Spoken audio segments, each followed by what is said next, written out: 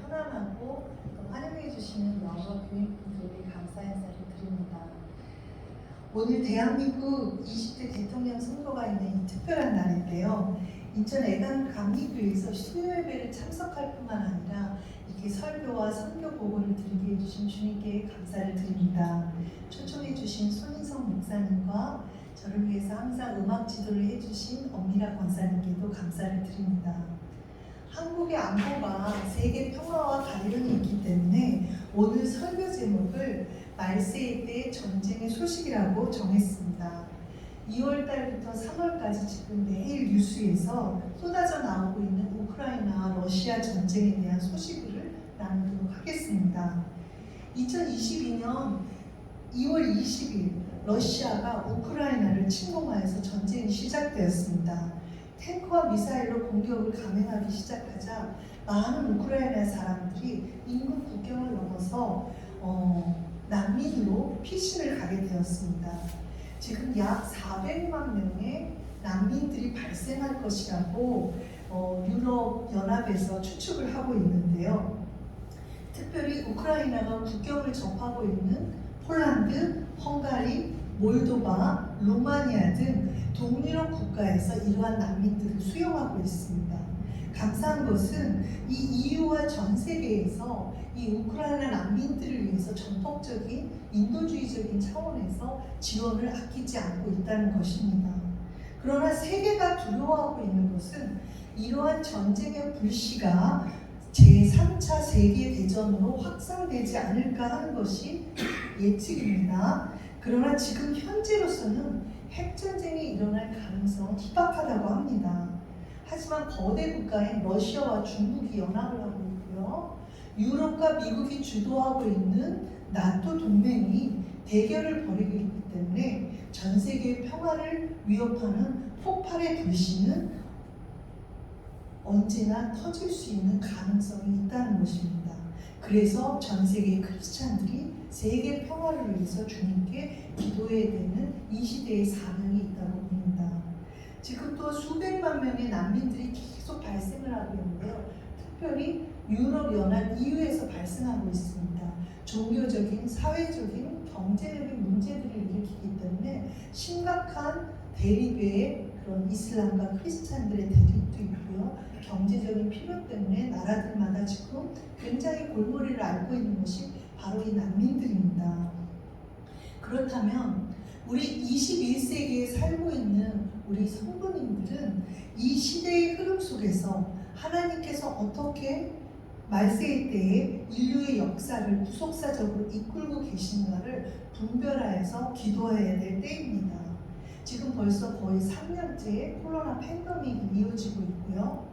러시아 우크라이나 전쟁이 지금 터졌는데 전 세계에서 지금 의용군을 보내면서 개입을 하고 있고요. 또 기후 재앙 때문에 지금 많은 도시들이 물에 잠기고 있고, 또 테러와 폭동으로 인해서 북미와 중남미에서는 아주 사회적인 인종 갈등의 문제가 심각하게 일어나고 있습니다. 그러면 이러한 모습을 보고 있으면 성경에서 요한계시록에서 예언하고 있는 말세의 징후들이 곳곳에서 보이고 있는데요. 그것이 바로 재앙과 전쟁이고요. 또한 요한계시록을 통해서 우리 믿는 크리스찬들에게는 희망의 메시지들이 전해지고 있습니다. 저는 오늘 특별히 설교의 말씀을 이 말세의 때에 우리가 예수님의 재림을 고대하면서 살아가는 우리 크리스찬들이 가져야 될 신앙의 모습에 대해서 나누고자 합니다. 요한계시록 22장 20절 말씀을 우리 한번 다 같이 읽어볼까요? 요한계시록 22장 20절 말씀입니다.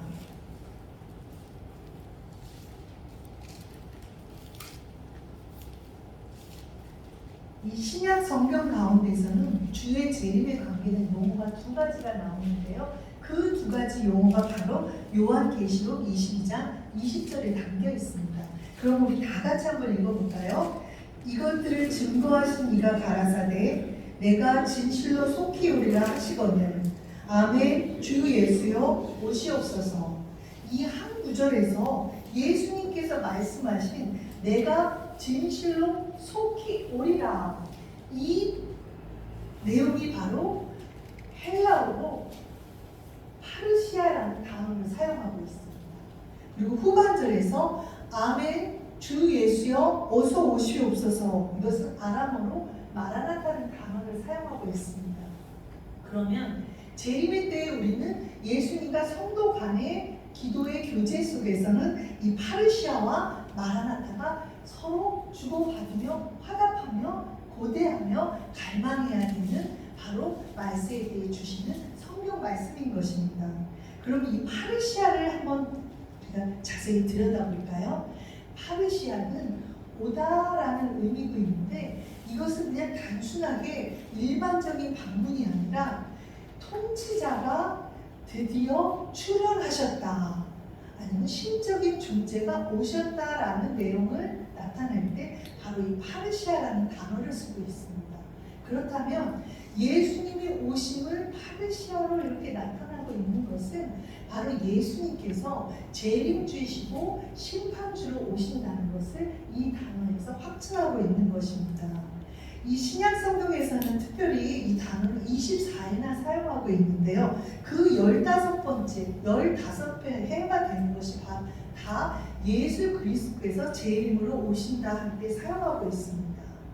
예수님께서는 초림 때 오셨을 때는 베들레헴의 마곡간에서 인간의 모습으로 오셨어요. 그리고 그 사역을 보면 질시와 고초를 당하셨고, 그러나 그리스도의 재림은 성경에서 말씀하시기에 전혀 다른 용어를 볼 수 있습니다. 이 파르시아라는 단어 속에서요. 즉 예수님이 성취하신 구속 사역을 최종 실현해서 천국 구원을 이루실 때는 사탄의 무리에 대한 최종적인 심판주로 이 땅에 오신다는 것입니다.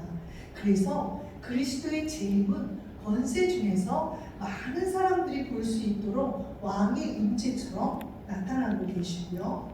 영광 중에 능력의 천사들과 함께 하늘로부터 구름을 타고 나타나신다고 성경에서는 말하고 있습니다. 그래서 재림 시에 부활의 영광이 나타나고요. 그리고 그리스도를 맞이하는 성도님들은 온갖 영혼이 변화돼서 하나님의 나라를 확장하는 상급으로 위로를 받는 것입니다. 파르시아의 단어에는 이 모든 것이 함축되어 있습니다. 특별히 요한계시록 22장에서는요. 이 파르시아라는 단어를 3번이나 거듭해서 사용하고 있습니다. 속히 오리라, 속히 오리라, 내가 진실로 속히 오리라. 왜 이 단어를 이렇게 거듭해서 강조를 하고 있나? 이것은 바로 예수님의 재림의 때가 임박하였고, 그리고 분명히 오신다는 약속을 확증하고 있는 것입니다. 그런데 이 속히 오리라는 이 단어가요, 미래형으로 되어 있지 않고 현재 진행형으로 되어 있어요. 이것은 예수님께서 언젠가 오시리라는 내용이 아니라 예수님께서 지금 현재 오고 계시다는 것을 강조하는 표현입니다. 왜 이런 표현을 요한계시록에 쓴 저자 요한은 파르시아라는 단어를 썼을까요? 이 초대교회에서 그 핍박과 피해를 입고 있는, 고난을 받고 있는 성도들에게 소망과 격려를 주기 위해서입니다. 속히 오실 것이다. 속히 오실 것이다. 그런데 2000년이 지난 21세까지 예수님이 오시지 않자 많은 사람들은 반문을 하고 있어요. 아니 오신다는 예수님 왜 여지껏까지 안 오시고 계시는가? 우리는 이때 하나님의 때와 사람의 때는 다르다는 것을 기억해야 됩니다. 사람의 때는 2000년이라는 것이 너무나 긴 기간이지만 하나님의 때, 카이로스의 때, 하나님께서 작정하신 때라는 것은 주님이 예비하시다가 때가 되면 반드시 이루십니다. 또한 하나님의 시간에서는 1000년이 하루 같다는 표현을 하고 있어요. 그러면 하나님께서는 2000년을 바라보실 때 이틀 정도의 시간이 지났다라고 여기실 수 있는 거예요. 그때는 우리가 아무도 모르지만 하나님 아버지께서는 그때를 작정하고 계시고 성경 말씀을 통해서 예언하고 계시고 우리 성도에게 그 믿음의 확증을 이 파르시아라는 단어를 통해서 주고 계십니다. 여러분은 파르시아, 주님이 오신다는 그 약속을 믿고 계십니까? 아멘. 그것이 바로 21세기를 사는 성도들이 우리가 주님 앞에서 늘 신앙으로 고백해야 되는 부분입니다. 그러면 마라나타로 넘어갈까요? 아멘. 주 예수여 어서 오시옵소서. 그것은 우리가 성도가 고백해야 되는 하나님 앞에 기도해야 될 부분들입니다. 한국 성도님들은 이 마라나타라는 단어가 굉장히 익숙하세요. 왜냐하면 찬양 있잖아요. 마라나타 마라나타 아멘 주 예수여 오시옵소서. 그래서 교회에 있는 성도님들은 이 마라나타 이 단어만 나오면 예수님 주 예수님 어서 오십소서 이렇게 화답을 하십니다. 자, 그런데 이 마라나타는 단어는요, 마란 오 주님, 거기에 아타 오다라는 단어가 합성이 됐어요. 그래서 마란 아타인데 이것을 부드럽게 발음하다 보니까 마라나타가 된다는 것입니다. 이 마라나타는 단어 속에는요, 오 주님, 그리스도는 나의 주님이십니다. 그것을 인정하고 있는 것이고요. 또 오다라는 것을 주님의 약속으로 내가 확실하게 믿는다는 신앙의 고백이 포함되고 있습니다. 여러분 그런 신앙 고백을 마라나타 하실 때마다 고백하고 계십니까? 아멘. 초대교회의 성도님들은 매 순간마다 이 고백을 하고 있었습니다. 보통 이스라엘에서는 샬롬하고 인사하잖아요. 특별히 초대교회의 성도님들은 만날 때마다 마라나타 이렇게 인사를 했어요. 왜냐하면 예수님 어서 오시옵소서, 어서 오시옵소서. 그 핍박과 그 순교의 죽음의 위협 속에서 살고 있었던 초대교인들은 주님이 오시는 것이 소망이고 주님이 오시는 것이 상급이라는 것을 깨닫고 있기 때문에 늘 고백을 했습니다. 마라나타 어서 오시옵소서. 이런 인사말로 고백했을 뿐만 아니라 주의 만찬을 할 때는 기도문으로 하면서 그 기도를 통해서 늘 고백했어요. 우리는 주님의 재림을 기다리고 있습니다. 예수님 속히 오셔서 우리를 구원하여 주시옵소서. 주님께서 오실 때 이 땅의 모든 핍박과 고난은 끝이 나고 우리는 천국의 상급을 받을 것을 고대하고 있습니다. 이러한 고백이 마라나타에 담겨져 있습니다. 그렇다면 여러분께서는 이 파르시아와 마라나타의 고백을 통해서 이 말세의 때, 재림의 때, 곳곳에서 전쟁과 테러의 소식이 나올 때 여러분께서는 기도하면서 그 고백을 하고 계십니까? 오늘 특별히 수요 예배는 기도로 모였다고 들었습니다. 그렇다면 애감교회야 각 처소에서 각 교회에서 기도하고 있는 모든 크리스찬들은 바로 이 파르시아와 마라나타의 고백을 하며 주님이 이 땅에 오셔서 이 전쟁을 끝내시고 평화의 왕으로 자정하여 주실 것을 간절히 기도해야 될 때가 아니겠습니까? 그러한 마음으로 그러한 기도로 살고 계십니까? 모일 때마다 그러한 기도가 애감교회에서 끊이지 않고 울려 퍼지고 계십니까? 그렇다면 애감교회는 전 세계에 있는 모든 기독교 교회의 한 부분인 것입니다. 오늘 제가 나누고 싶은 것은 지금 전 세계 크리스찬들이 기도하고 있는 우크라이나에 대한 소식입니다. 제가 뉴스에서 처음에 러시아 침공의 소식을 들었을 때만 해도 화가 나고 분노가 났어요. 이 푸틴 미친 거 아니야? 아니 이 21세기 무슨 이런 탱크를 몰고 무슨 폭력적인 전쟁을 하고 있어. 정치나 외교를 통해서 협상을 하든가 양보를 하든가 주장을 할 것이지. 그랬는데 이 푸틴이 이거를 일으키는 걸 보면서 이 전쟁의 관계가 한 나라를 통해서 지금 21세기 전 세계를 위협하고 있구나. 그렇다면 기도해야 할 때가 된 것이 아닌가. 그래서 그 뉴스와 신문과 기사들을 보면서 매일 아침 저녁으로 1,000명이 되는 분들한테 기도 제목을 다 날렸어요. 아침에도 1,000명, 저녁에도 1,000명 나누면서 우크라이나, 러시아를 위해서 우리가 기도를 해야 됩니다. 왜냐하면 이것이 단순히 두 나라의 대결이 아니라 이 나라들과 연결되어 있는 각 나라 열방의 모든 지금 국제사회가 연결이 되고 있고 이것이 불씨로 터지기 시작을 하면 전 세계의 평화의 그 시대를 막을 내리고 이것은 말세의 때에 세계 대전으로 나갈 수 있는 가능성이 너무 높기 때문입니다. 지금 러시아가 하고 있는 건 정말 미친 짓 같지 않습니까? 그러면 이것을 누가 막을 수 있겠습니까? 인간의 노력으로, 정치적인 노력으로 이미 그것이 다 실패로 끝났다는 것이 나토의 노력이 수포로 돌아갔습니다.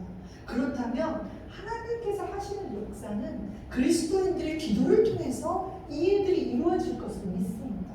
우리는 아멘. 단순히 전쟁이 끝나고 누가 이기고에 관심이 있는 것이 아니라 하나님께서 이 2022년, 이 21세기를 통해서 전 세계 국가와 열방을 통해서 어떤 일을 하실 것인가 그것을 기대하는 것이 우리가 해야 될 크리스찬들의 자세라고 봅니다. 아멘. 그래서 저는 당장 비행기를 타고도 이 동유럽으로 가서 폴란드나 국경에서 난민들이라도 돕고 싶고, 만약에 들어갈 수 있으면 우크라이나에 가서라도 그 두려워 떨고 있는 사람들에게 복음을 전하고 싶었어요. 근데 알아보니까 지금 한국에서는 우크라이나를 여행 금지 국가로 했기 때문에 대한민국 국적을 갖고 있는 사람들은 그 나라로 들어갈 수가 없어요. 그리고 모든 대한민국 그 국민들은 우크라이나에서 출국 명령을 받았어요. 그래서 거기에 있는 한인 선교사님들이 아무리 남고 싶어도 한국 국적을 가진 분들은 다 출국을 해서 이웃 나라로 오거나 한국으로 돌아와야 됐었어요.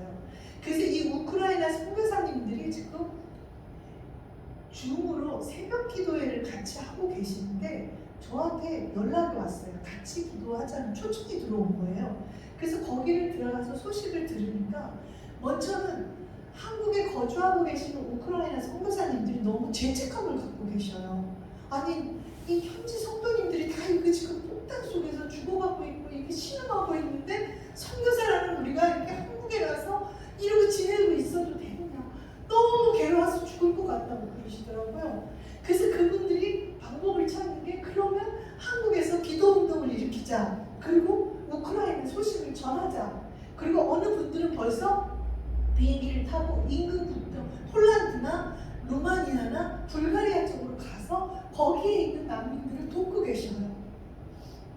저도 그렇게 하고 싶지만 제가 있는 곳이 인천이고 국제송도고 또 여기에 계신 많은 분들에게 우크라이나의 소식을 전하고 지원할 수 있는 물품을 보내서 그 나라가 이제 전쟁이 끝나고 회복될 때 도울 수 있는 것이 하나님이 나를 세우신 장소구나 싶어서, 그렇다면 하나님 기도했어요. 교회들을 찾아다니면서 이 기도 제목을 나눌 수 있게 해주세요. 그러나 행동을 하기 전에 우리는 하나님의 인도하심을 구해야 합니다. 그래서 줌 기도회를 참석하면서 기도하면서 기다리고 있었어요. 거기서 선교사님들이 나눠주시는 기도 제목들을 적어놓고 사진들을 저장해가면서 하나님께서 교회의 문을 열어주시면 이것을 전해야지 했는데, 감사하게도 이번 주에 우리 애각교회에서 처음으로 초청을 해주신 거예요. 엄밀한 기사님은 아실 거예요. 저는 사실 수요일만 참석하려고 이렇게 했는데 엄밀한 목사님, 목사님이 초청을 해주시는데 제가 대답을 바로 못했어요. 그때 엄밀한 목사님이 왜 힘드십니까? 그래서 그게 아니고요, 너무 기뻐서 너무 감사해서 바로 대답하기가 어려웠어요. 저는 사실은 제가 무대 공포증이 있어서 이런 단위에서는 굉장히 두려워하고 떨고 있어요. 그러나 세계 각국, 특히 전쟁 중에 약자로 고통받고 있는 이 난민들을 위해서, 이 나라를 위해서 기도할 수 있다는 게, 전할 수 있다는 게 너무나 기뻐서 바로 오케이를 하고 준비를 해서 오늘 이 자리에 왔습니다. 근데 제 마음이, 하나님은 약자를 도우시는 하나님이시니까 이 불쌍한 전 세계에서 지금 그 나토가 아니라도 도와주시면 우크라이나를 위해서 우리가 승리할 수 있도록 기도해야 되지 않겠습니까? 하고 막 전하기 시작했어요. 그런데 제가 그 카톡을 보낸 사람 중에 엘레나라는 분이 저한테 문자를 보냈었어요. 그분은 누구냐면 평창 동계올림픽에서 러시아 팀을 통역을, 한국어를 잘하시는, 한국어 러시아를 통역하는 한국에 거주하고 있는 분이셨어요. 근데 그분이 저한테 이런 거 우크라이나를 위해서 기도하는 것만 보내지 마시고 러시아를 위해서도 기도해 달라고, 러시아 국민들도 지금 전쟁을 반대하고 있고 고통받고 있다고 그러면서 자기 고백을 하는 거예요. 나는 아버지가 러시아 사람이고 어머니가 우크라이나 사람이고 나는 어느 쪽 소식을 들어도 너무나 괴로운데 그분과 그분의 친구들이 몰도바에 있는 또 그 폴란드에 있는 그 우크라이나 친구들을 위해서 지금 기금을 마련하고 있다. 그러면서 도와달라는 요청을 하시더라고요. 저는 그런 요청을 받는 것이 너무 기뻤어요. 우리가 곳곳에서 도울 수도 있지만 이렇게 작은 차로 섬기는 분들이 한국 사람들에게 요청을 할 때 우리가 크리스찬들의 헌금을 통해서 우크라이나에 예수 사랑이 전달된다는 것이 너무나 감사하고 기쁜 일이었어요. 이 주 새벽 기도에는 불가리아의 김호동 배정선 선교사님께서 주관을 하고 계시는데요. 전쟁의 소식이 나자마자 줌으로 약 30명의 사역자들을 이렇게 초청을 해주셔서 현지에 있는 우크라이나 선교사님, 또 국경에서 난민 사역을 하고 계시는 선교사님, 한국에 거주하는 우크라이나 선교사님들을 다 같이 말씀을 전하고 기도 제목을 전할 수 있는 그런 기회를 주셨어요. 그래서 저희가 새벽 6시에 시작해서 6시 40분까지 말씀과 기도를 하는데 그 기도를 할 때면 정말 눈물이 철철 나는 거예요. 저는 사실 우크라이나 사역을 하는 선교사가 아니에요. 저는 탄자니아나 필리핀이나 대만이나 관계된 나라에 대해서 기도할 때 더 많은 사랑과 관심이 갔지만 우크라이나는 사실 저에게는 처음으로 다가오는 나라인데 이 나라의 슬픔과 아픔이 너무나 크게 느껴집니다. 왜냐? 전 세계 강대국에서 개입을 할 수 없으니까 너희들이 알아서 하라고. 그런데 그 대통령인 젤렌스키니 피신하지 않고 나는 이 나라를 위해서, 이 국민을 위해서 내 생명을 바치겠다. 나는 아마 암살 시도의 첫 1인자 타겟이 될 거고 내 가족은 두 번째 타겟이 되겠지만 나와 내 가족은 이 나라를 위해서 목숨을 다하겠다. 그 모습을 봤을 때 엄청난 감동이 됐어요. 우리나라 정치 지도자나 다른 나라 정치 지도자를 봤을 때 자기 생명을 내놓고 그 국민을 지키겠다고 이렇게 혼신의 힘을 쏟는 정치 지도자들이 과연 이 세계에서 몇 명이나 될 수가 있겠어요. 그래서 그분들이 그 젤렌스키 대통령과 그 우크라이나 지도자들이 양복도 못 입고 티셔츠 바람으로 EU 총회에 와서 자기의 나라를 도와달라. 그것이 유럽의 평화를 지키는 거고 세계의 평화를 지키는 거라 했을 때 너무너무 감동이 됐어요. 우리는 강자와 약자의 논리를 따라서 기도하는 것이 아니라 하나님은 약한 자를 보호하시고 난민들을 사랑하시고 하나님께서는 이 땅에서 전쟁 가운데 평화의 소식을 전하신다는 것을 우리는 믿지 않습니까? 그래서 우리가 기도할 때는 하나님이 하시는 일을 선포해야 되는 것이에요. 제가 오늘 특별히 10가지 그 줌 기도회에서 나눈 기도 제목을 적어갖고 왔습니다. 그래서 여러분들에게 그것을 한 장씩 나눠드렸는데요.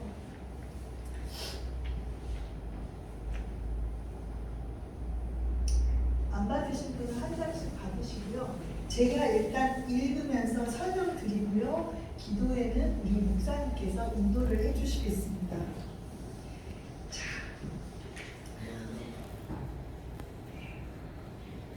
기도 제목 1번에서는 우크라이나와 러시아 전쟁이 종식되어 세계 평화가 이루어질 수 있도록, 특별히 이 평화의 소식을 통해서 유럽과 전 세계에 복음의 영향력이 크게 나타나실 수 있도록 기도해 주시기 바랍니다.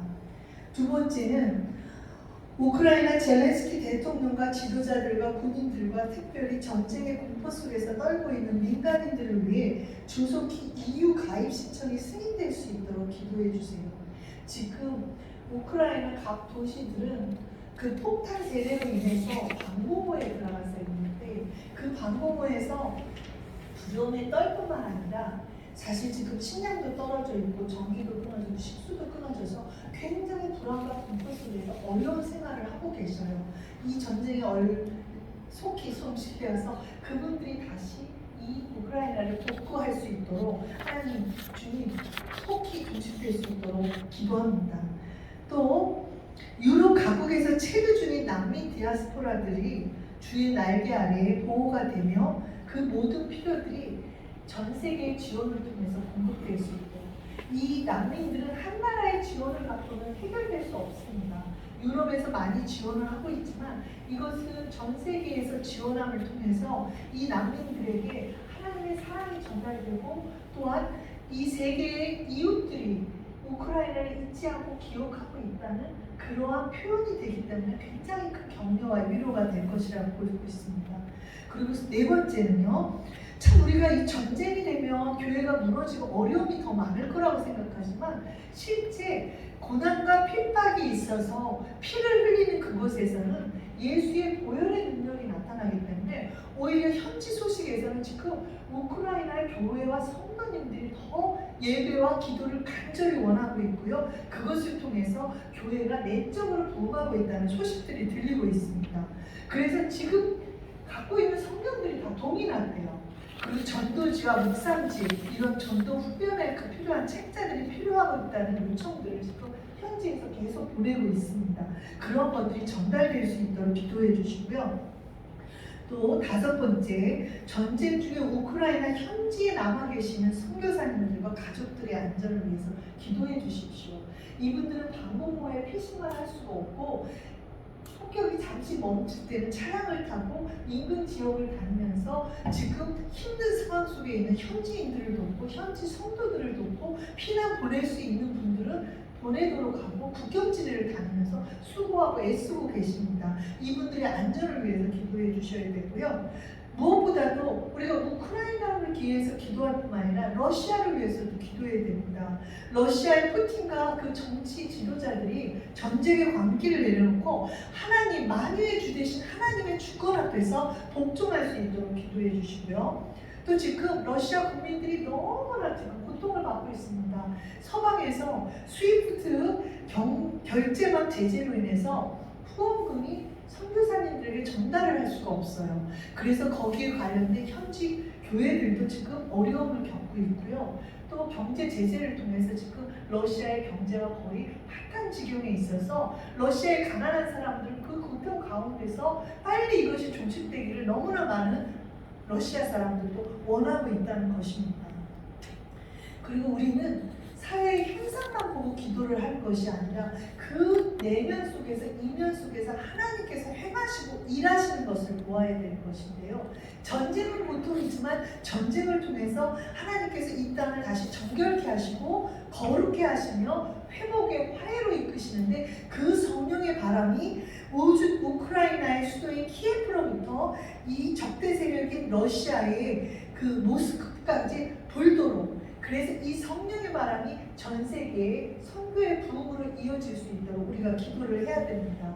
그리고 지금은 이것으로 인해서 러시아를 찬성하는 나라들과 또 우크라이나를 편을 드는 나라들로 나누어져 있는데요. 특별히 러시아, 우크라이나, 벨라루스, 중국, 북한, 한국까지 이어지는 이 열방을 통해서 하나님의 나라가 든든히 세워지도록 기도하는 것은 우리 대한민국의 크리스찬으로서 우리가 짊어져야 될 기도의 의무이며 기도의 역할이라고 저는 믿습니다. 그렇다면 마지막으로 이 모든 역사 속에서 일하시는 하나님의 궁극적인 목적은 전 세계 복음화와 선교의 부흥인 것입니다. 많은 선교사님들이 추방되었어도 현지 지도자들을 통해서 그 땅에 부흥이 일어날 수 있고요. 또 출국했었던 선교사님들이 다시 입국을 해서 그 나라를 회복을 시킬 때 더 많은 선교의 부흥과 선교의 헌신자들이 일어날 것을 믿습니다. 제가 그 준 기도에서 받은 사진들을 여기 이렇게 보였는데요. 전쟁은 참으로 고통이 있는 것입니다. 모든 것이 파괴되고 망가집니다. 그러나 다른 사진들도 보여주세요. 지금 이렇게 하늘을 통해서, 육상을 통해서, 회로를 통해서 곳곳의 도시들이 파괴가 되고 너무나 많은 사람들, 민간인들이 고통을 받고 있습니다. 기관 시설들도 다 파괴가 됐어요. 그러나 우크라이나는 소망을 가지고 있습니다. 다시 건축하고 다시 회복할 것이다. 이 사진은 전쟁이 일어나기 전에 이미 우크라이나에서 이 전쟁의 위협 속에서 그 크리스찬들이 모여서 눈물 속에서 기도하면서 이 전쟁이 일어나지 않도록 하나님 앞에 간구하였습니다. 그러나 이 기도 가운데서는 전쟁이 일어나도 하나님께서 기도를 통해서 승리하리라는 것을 믿는 믿음의 고백들이 있었기 때문에 이분들은 그 우크라이나 안에서도 곳곳에서 숨어서도 모여서도 지금까지도 기도하고 계신다고 믿고 있습니다. 이 전쟁은 모든 것을 파괴했지만 특별히 어린이들에게는, 난민들에게는, 약자들에게는 너무나 고통스럽습니다. 이 해맑게 웃고 뛰어야 돼, 공부해야 돼, 그리고 부모의 사랑을 받아야 할 이 어린이들이 지금 버려지고 있고 웃음을 잃고 있고 그냥 공포 속에서 떨고 있습니다. 이 어린이들이 다시 그 아름다운 미소가 회복될 수 있도록 우리가 기도해야 되지 않겠습니까? 이분이 바로 젤렌스키 대통령이세요. 워낙 코미디언 출신이라고 하지만 방송을 통해서 유명해졌고 우크라이나 대통령으로 선출이 됐는데 저는 이분을 보면서 이분이 유럽의 지도자로서 또 이 평화의 소식, 우크라이나의 소식을 전하면서 자기의 생명을 들여서 전 세계 지도자의 본보기가 되고 있는 것이 아닌가 합니다. 이분이 암살을 당할 수 있고 죽을 수도 있지만 우리는 이분이 끝까지 살아남아서 이 전 세계의 이 지도자의 본보기로서 하나님이 크게 쓰시는 일꾼이 되기를 간절히 기도해야지 때린다 봅니다. 이 러시아 군인들이 이렇게 권총으로 이용해서 현지인들을 직사해서 처형시키는 경우도 있다고 합니다. 그리고 부모들은 픽신을 갖지만 할머니들과 이 어린이들이 나가지 못하고 식량도 없어서 그러나 자신들이 전쟁을 원하지 않는다는 이 평화의 구호를 외치고 있는 이 현지인들의 모습을 보고 또 모든 것을 다 잃어서 정말 소망과 희망이 없어서 주저앉아 있는 청년들의 모습도 보이지 않습니까? 이들의 아픔이 사실 우리 한국이 1950년대 6.25 전쟁을 겪었을 때 겪었던 그 아픔이지 않습니까? 그렇다면 우리가 사랑의 빛을 전 세계 인류에게 줬다면 우리 한국은 이제 크리스찬들이 기도의 빛을 통해서 이들을 위해서 기도의 줄을 통해서 그 빛을 갚아나가야 되지 않겠습니까? 이 전쟁의 무기가 부족해서 그 강대국인 러시아가 침입하고 있을 때 화염병을 만들어서 그것을 던져서 그 나라를 지키고자 많은 사람들이 목숨을 걸고 항쟁을 하고 있습니다. 전쟁은 아름답지 않아요. 너무나 추악합니다. 그러나 그곳에서 생존권을 지키고자 하는 이 사람들의 열망은 우리가 존중해줘야 되고 그들이 살고자 하는 그것들은 참으로 아름다운 이 땅에서의 사명이지 않습니까? 러시아군들이 이렇게 진출할 때 이들은 적대적으로 대하지 않고 오히려 가기를 바라고 또 러시아 나고병을 위해서 음식도 제공해주고 그리고 또 이들을 위해서 기도해주는 많은 사람들이 있었습니다. 저는 우크라이나 러시아의 전쟁이 피나 전쟁과 테러의 이것이 아니라 이 가운데서 기도의 승리, 사랑의 승리, 복음의 승리가 있는 하나님이 일으키신 정말 21세기의 거룩한 전쟁이다라고 그렇게 믿고 싶습니다. 그렇게 기도하고 싶습니다. 제가 그래서 이것을 이 자리에서만 나누는 것이 아니라 이 종이를 목사에서 드린 것은 여러분께서 집에 가셔서 가족들과 친구들과 이웃들에게 이 소식을 전하고 기도를 전해서 우리가 연합해서 함께 기도하는 것, 그것이 바로 이 열방을 위해서 우리가 할 수 있는 기도 네트워크이지 않습니까? 우리는 현지로 날아갈 수도 없고 우리는 많은 물품을 보낼 수 없지만 그러나 우리는 교회의 한 성도로서 기도의 골방에서 하나님 앞에 전 세계를 위해서 기도할 수 있는 특권이 있지 않습니까? 그것이 바로 오늘 수요예배에 참석하신 애감교회에 주시는 하나님의 거룩한 부담감이라고 믿습니다. 아멘. 제가 데일리 굿뉴스에서 실려있는 기사를 먼저 읽어드리겠습니다. 이것은 그 현지에서 지금 얼마나 복음을 필요로 하고 있는지에 대한 기사입니다. 전쟁의 위기 속의 우크라이나 교회들은 사람들이 하나님의 말씀에서 희망을 찾을 수 있도록 돕고 있습니다. 올해로 21년째인 우크라이나 성서 공회에서는 올해 보급할 분량의 성경 재고가 이미 소진되었다고 합니다. 성경이 더 필요하다고 말하고 있는데 이러한 성경 품절 사태가 일어난 일은 21년에서 처음 있는 일이라고 합니다. 왜 이런 성경 품절이 있냐면요, 현지 선교사님들이 교회에 다녀본 적도 없고 성경에서도 들어본 적도 없는 이들이 성경 공부를 참여하고 싶다고 찾아오고 있다고 합니다. 기도하고 싶다고 한다고 합니다. 희망이나 위안을 주는 메시지를 듣고 싶어 한다고 합니다. 전쟁의 공포 속에서 오히려 우크라이나 주민들은 그 어느 때보다 복음을 받아들일 준비가 되어 있습니다. 현재 우크라이나에서는 다양한 족보의 사람들이 모여서 기도회를 열고 있습니다. 지난달 중순 복음주의 신자들이 드리는 현장 예배 참석자는 1000명이 넘었고요. 그리고 유튜브를 통한 예배에서는 45,000명이 참여해서 기도를 했다고 합니다. 그들은 이렇게 말하고 있습니다. 우리는 더 많은 성경책이 필요합니다. 어려운 위기에 사람들을 위로할 수 있는 성경이 필요합니다. 저희들에게 성경을 보내주세요. 그리고 또 우크라이나 목회자들은 러시아 지도자들과 연합하여서 함께 기도하고 있다고 합니다. 자, 하나님의 말씀은 적을 화해시키고 절망을 몰아내고 고통받는 마음을 치료할 수 있습니다. 함께 기도하고 소통하며 아픔이 가득한 세상에 복음의 메시지를 확대해야 되지 않겠습니까? 전 세계 전쟁 중일 때 우리는 국제 이웃인 우크라이나 난민들에게 자비를 베풀며 기도를 통해서 생명을 살리는 일을 해야 됩니다. 그것이 열방 가운데 주님의 이름을 높이는 길이며 십자가 복음을 땅 끝까지 전하는 길입니다. 이 일에 우리가 기도로 동참하시지 않겠습니까? 오늘의 말씀을 마치겠습니다.